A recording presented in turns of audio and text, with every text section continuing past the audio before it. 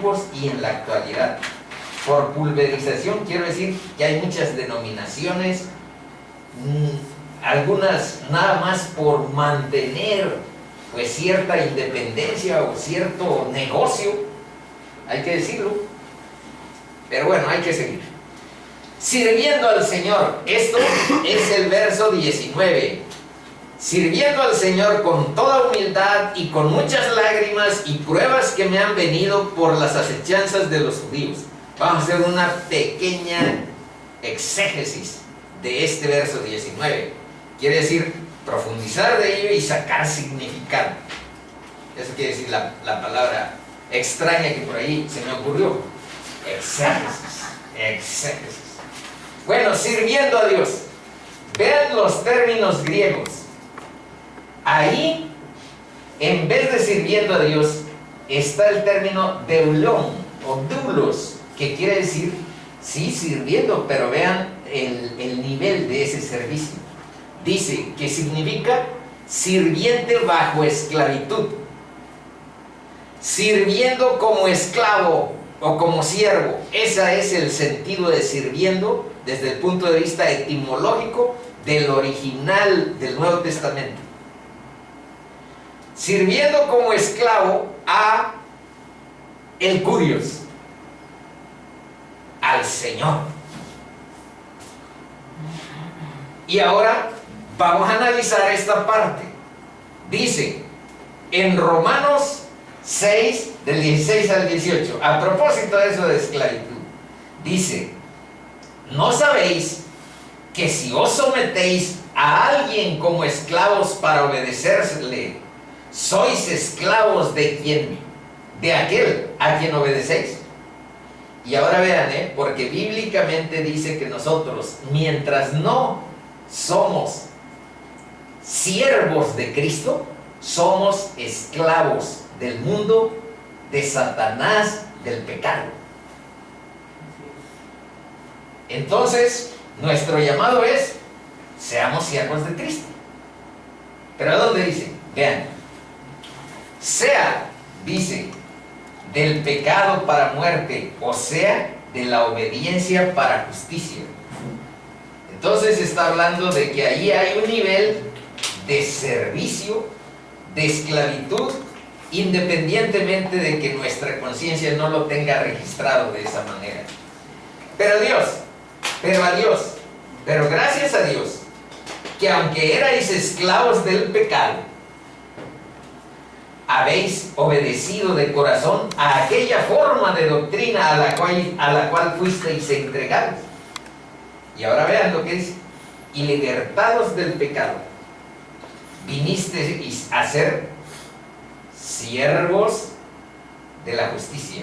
Y ahí ese siervos equivale a lo mismo que estamos aquí en el siervo bajo esclavitud de la justicia de Cristo. Pero es mejor, se los aseguramos, ser siervo de Cristo a ser siervo de los valores del mundo. Y al rato vamos a ver por qué hay que tener cierto distanciamiento. Empezamos aquí. ¿Busco ahora el favor de los hombres o el de Dios?, dice Pablo. ¿O trato de agradar a los hombres? Pues si todavía agradara a los hombres, no sería siervo de Cristo.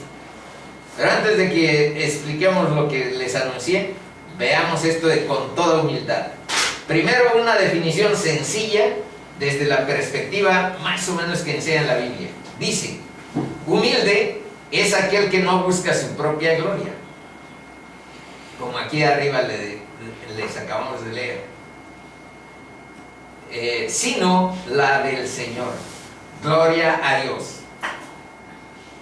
Ahora vean lo que dice en la primera de Tesalonicenses: porque nunca usamos palabras lisonjeras, como sabéis, ni encubrimos avaricia. Dios es testigo. Otra vez vean que Pablo es un estilo.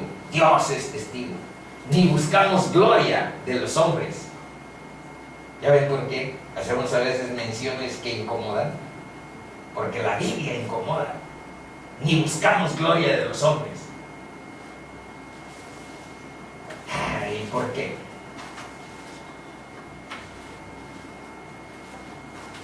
Por esto, hermanitos, el mensaje de Dios, el mensaje de la iglesia, el mensaje de Cristo, nunca puede ser concordante con el mensaje del mundo. Acuérdense de lo que dice 1 de Juan 3, a donde dice: los deseos de los ojos, los deseos de la carne, la vanagloria de la vida, provienen del mundo, no de Dios. Y el mundo pasa y sus deseos. Pero los que hacen, dice ese 1 de Juan 3, pero los que hacen la voluntad de Dios permanecen para siempre. Y ahí está el detalle. ¿Y por qué no puede ser concordante el mensaje de la iglesia con el mensaje del mundo? Porque nuestro rey dijo: porque mi reino ¿qué? No es de este mundo. No es de este mundo.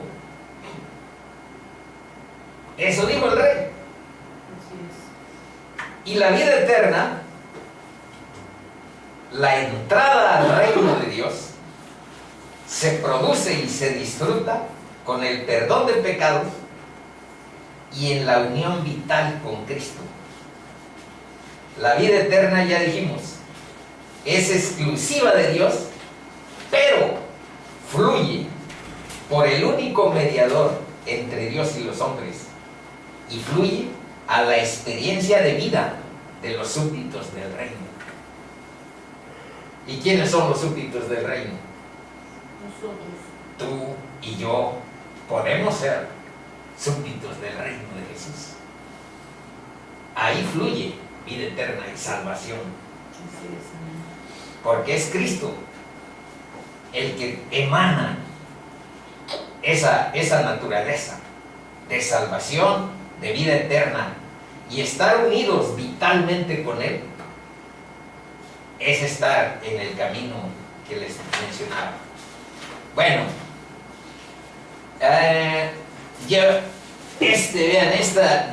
esta con cierta frecuencia lo ponemos, pero cuanto más lo leo, de todas maneras me sigue gustando y pienso que también a ustedes les va a agradar.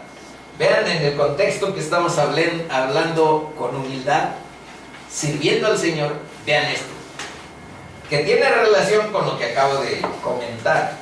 Dice Cristo, no está diciendo vayan por la libre y nada más tómenme como para cuando yo sea necesario, para cuando ustedes tienen necesidades y apuranzas económicas, sociales, morales o físicas, y entonces tomarme en cuenta. Vean lo que dice: llevad mi yugo sobre vosotros y aprended de mí. El camino de Jesús, el camino es de constante aprendizaje y enseñanza. No es mantenerse estático en una determinada situación o postura, sino es constantemente aprender y llegar a la sabiduría divina para encontrar mayor dependencia, mayor acercamiento y mayor comunión con nuestro Dios. Llevad mi yugo, dice, sobre vosotros. Entonces no está hablando sí dice de la libertad, pero la libertad tiene 3 niveles. La libertad en Cristo tiene 3 niveles. El primer nivel es libertad de los pecados, porque en el contexto bíblico les hemos mencionado que todos aparecemos como esclavos de eso, mientras no estamos siguiendo a Cristo. Entonces, la libertad es primero del pecado y de sus consecuencias. Las consecuencias no las quiero mencionar porque siempre son terroríficas, las consecuencias del pecado, pero ustedes las saben. El segundo nivel de libertad que Cristo da cuando llegas a sus pies, el segundo nivel es la libertad de cumplir obligatoriamente la ley. O sea, Ahorita voy a explicar mejor el último nivel para entender el segundo. La ley ceremonial, la ley de los sacrificios, la ley de las penitencias. Eso Cristo ya la suprimió.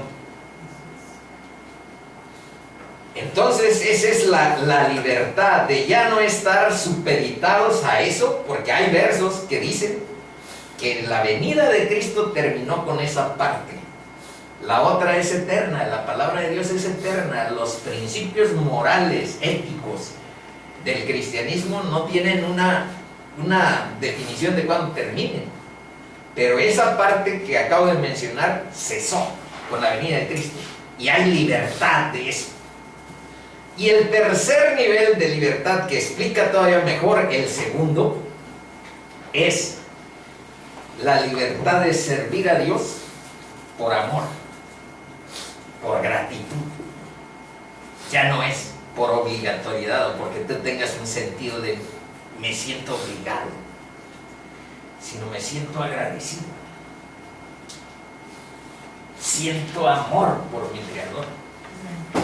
Ese es los niveles. Bueno, pero veamos ahora lo que dice del yugo. Llevad mi yugo sobre vosotros, chicos, y aprended de mí, que soy manso y humilde de corazón. Y vean la promesa. Y hallaréis descanso para vuestras almas, porque mi yugo es fácil y ligera mi carga. Miren, esto puede resultar necesario de explicaciones más profundas. Diré rápido que el yugo de Cristo ciertamente es fácil, pero porque Él te ayuda a cargarlo. Y la carga resulta ligera porque Él va uncido contigo en ese yugo, por medio del poder de su Espíritu. Pero fuera de eso, la carga y el yugo de Cristo es imposible de llevar. Es imposible. Lean cualquier mandamiento, por ejemplo, de qué se entiende en la nueva perspectiva bíblica sobre adulterio. Que tú veas con deseos a una mujer y la codicies con tu corazón, ya adulteraste. No necesitas actos ya culminados para entrar en ese proceso.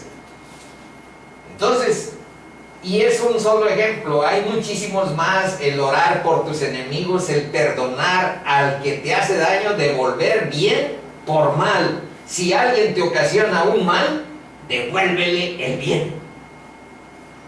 Y no te vengues nunca por algún agravio que haya sufrido. Deja a Dios la venganza, porque Él dijo: mía es la venganza, yo pagaré. Así es. Y si pones 10 ejemplos de estos principios cristianos y lo relacionas, porque mi yugo es fácil, y ligera mi carga, pues solo que tú me ayudes, Señor. Pues solo que tú me fortalezcas y me llenes de la presencia de tu Espíritu Santo en mi vida. Pero fuera de que tú me dejes caminar en mis propias fuerzas, es imposible ser cristiano. Es imposible. No seamos demagógicos. Las escuelas de moralización pues terminan en eso, en simple promoción de cosas, pero verbales, que no llegan a culminar en hechos. Pero con la presencia de Dios en nuestra vida, todo es posible para Dios. Para nosotros es imposible, pero para Dios no. Bueno, vamos a terminar en 4 minutos, hermanos. Como les había anunciado, se nos da la cuestión del tiempo no tal como lo programamos. 4 minutos. Y con muchas lágrimas, estamos sobre el mismo verso 19. Y vean, aquí le puse de que esas lágrimas es como una expresión de un corazón que ama. Y vean lo que dice el Salmo 126, los versículos 5 y 6, que son una verdadera poesía bonita en torno a eso que estamos analizando. Dice: los que sembraron con lágrimas, con regocijo cosecharán. Eso significa la siega. Cosecharán con regocijo. Y vean, todavía sigue la poesía.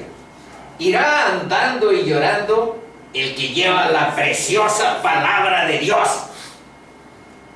Pero aquí dice otra cosa.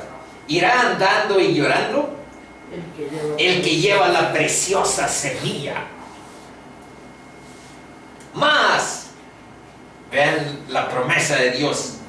Y allá, el que no tenga la fe en su Creador.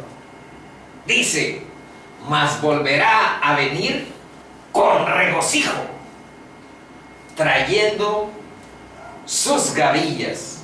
Por gavillas hay que entender como manojos de trigo, como manojos de milpa. Son las gavillas de la cosecha. Mas volverá a venir con regocijo, trayendo sus manojos de trigo. Y en Mateo está una bienaventuranza que Dios, Cristo Jesús, nuestro Dios, dijo en el Sermón del Monte: dichosos, felices sois.